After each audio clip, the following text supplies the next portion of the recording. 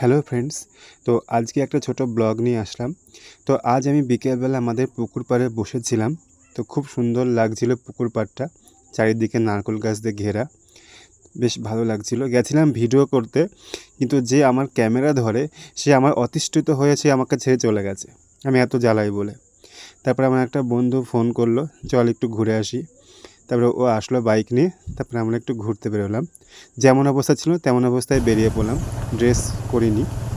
তো আমি বাইকের পেছনে বসেছিলাম, একটু ভিডিও করলাম, ভালো লাগছিলো বেশ। আমার বন্ধু সুমন, দুজন মিলে ঘুরতে গেলাম। বেশ খুব ভালো লাগছিলো বিকেলবেলা। তো গেছিলাম আমরা গেদে বর্ডার। চলো গেদে বর্ডার তোমাদের সবাইকে দেখাবো। ভেতরটা দেখাইনি, বাইরের টুকুই দেখাবো।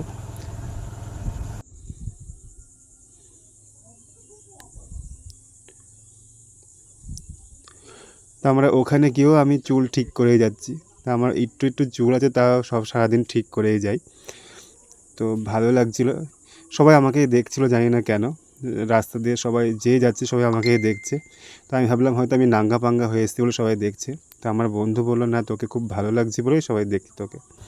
তো ঠিক আছে, তারপরে আমরা চলে আসলাম, অল্প একটু ঘুরলাম।